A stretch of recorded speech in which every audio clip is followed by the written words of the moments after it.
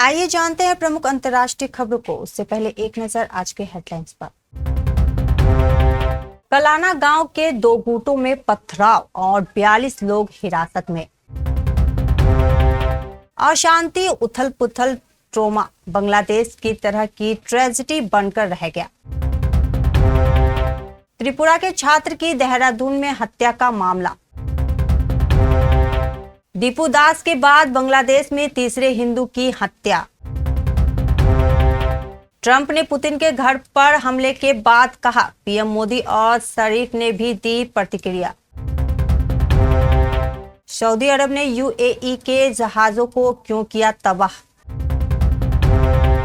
मुल्लाओं को छोड़ना होगा देश, ईरान में भड़का जन विद्रोह। 2026 में सोना तोड़ेगा सारे रिकॉर्ड। धर्मेंद्र की शर्ट पहनकर 21 की स्क्रीनिंग में पहुंचे बॉबी। अहमदाबाद जिले के सानंद तालुका में स्थित कलाना गांव में दो गुटों के बीच पथराव की घटना सामने आई है। इस घटना के बाद गांव का माहौल तनावपूर्ण हो गया। पुलिस ने त्वरित कार्रवाई करते हुए अब तक 42 लोगों को हिरासत में ले लिया और दोनों गुटों के खिलाफ एफआईआर दर्ज की गई है।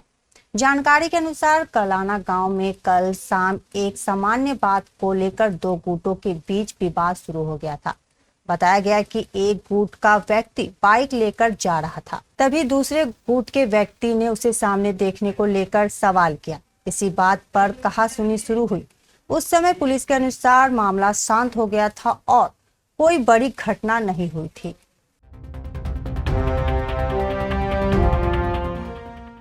खालिदा जिया का जीवन बंगाल के इतिहास की एक छोटी सी कहानी जैसा लगता है। यह विस्थापन, हिंसा और अधूरी उम्मीदों की कहानी है, जहां हर पड़ाव बंगाल के किसी न किसी ट्रोमा का आईना है। खालिदा जिया का जन्म 15 अगस्त 1945 को जलपाईगुड़ी में हुआ था। यह वह वक्त था जब ब्रिटिश हुकूमत भारत में अपने अंतिम दिन गिन रही थी और भारत अपने सबसे बड़े विभाजन की दहलीज पर खड़ा था। 2 साल बाद विभाजन हुआ और मजूमदार परिवार उन लाखों लोगों में था जिन्हें दूर बैठे लोगों की खींची गई नई सीमाओं के पार पलायन करना पड़ा। खालिदा का परिवार जलपाईगुड़ी में जिनादपुर चला गया, एक ऐसी रेखा पार करते हुए जिसने रातों रात पड़ोसियों को विदेशी बना दिया। खुद बंगाल की ही तरह जो बीच से कट गया था, जिया भी अपने जन्म स्थान से जाकर उस भूभाग में बस गई जो आगे चलकर पूर्वी पाकिस्तान बना।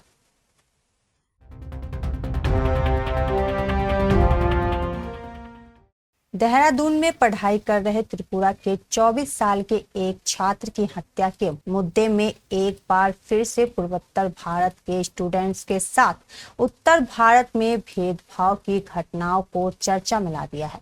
दरअसल 9 दिसंबर को देहरादून के सेलाकुई थाना क्षेत्र के बाजार में एक निजी यूनिवर्सिटी से एमबीए फाइनल कर रहे छात्र एंजल चकमा पर हाथ के कड़े और चाकू से हमले किया गया। त्रिपुरा के अगरतला स्थित नंद नगर के एंजल इस हमले में बुरी तरह घायल हो गए और 16 दिनों तक अस्पताल में जिंदगी से जंग लड़ने के बाद उनकी मौत हो गई। इस हादसे के वक्त उनके छोटे भाई माइकल भी मौजूद थे। देहरादून पुलिस के मुताबिक इस मामले में अब 2 नाबालिग सहित 5 अभियुक्तों को गिरफ्तार किया गया है और 6ठा अभियुक्त अभी फरार है। बांग्लादेश से एक बार फिर से दिल दहला देने वाली खबर आ रही है। दीपू चंद्र दास अमृत मंडल के बाद अब मेमन सिंह में एक और हिंदू की हत्या कर दी गई। दावा किया जा रहा है कि ये घटना कपड़ा फैक्ट्री में हुई है, जहां पर नोमन मियां नाम के एक शख्स ने शॉर्ट गन चलाकर 42 वर्षीय वजेंद्र विश्वास की जान ले ली है। बताया जा रहा है कि फैक्ट्री में हिंसा भड़क गई थी, जिसके बीच 22 साल के नोमन मियां ने वजेंद्र विश्वास की जान ले ली है।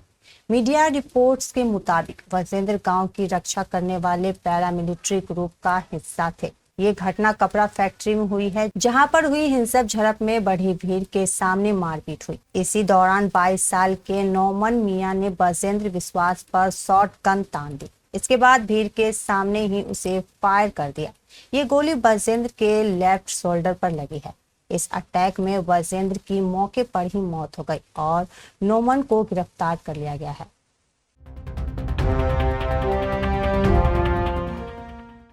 रूस ने दावा किया है कि यूक्रेन के सोमवार को राष्ट्रपति व्लादिमीर पुतिन के आवास पर हमला किया। हालांकि यूक्रेन के राष्ट्रपति व्लादिमीर जेलेंस्की ने रूस के आरोपी को खारिज किया है।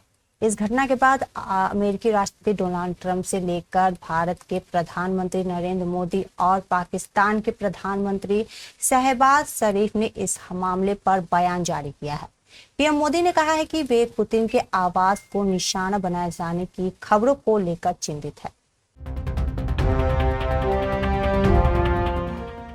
अरब के नक्शे में दो घनिष्ठ मित्र रहे सऊदी अरब और संयुक्त अरब अमीरात की दोस्ती में दरार आ गया है। दरार भी ऐसी वैसी नहीं। सऊदी अरब ने कहा है कि उसकी राष्ट्रपति सुरक्षा एक रेड लाइन है जिसकी वह रक्षा करेगा। जिससे पहले सऊदी अरब ने यमन के मुकल्ला बंदरगाह पर हमला किया था।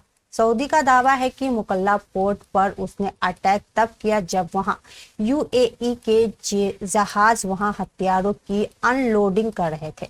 सऊदी अरब ने वीडियो फुटेज जारी कर बताया है उसने हमला तब किया था जब यूएई के शिप हथियार और बख्तरबंद गाड़ियां मुकल्ला पोर्ट पर उतार रहे थे। सऊदी नैरेटिव के मुताबिक ये हथियार यमन में उन गुटों को दिए जा रहे थे जो सऊदी अरब के दुश्मन हैं। सऊदी का दावा है कि ये जहाज फुजेरा बंदरगाह से रवाना हुए थे जिनके ट्रैकिंग सिस्टम बंद थे और जिनमें भारी मात्रा में हथियार व लड़ाकू वाहन लादे गए थे। यमन के अलगाववादी समूह सर्दन ट्रांजिशनल काउंसिलिंग के लिए थे। इस समूह को यूएई का समर्थन प्राप्त करता है।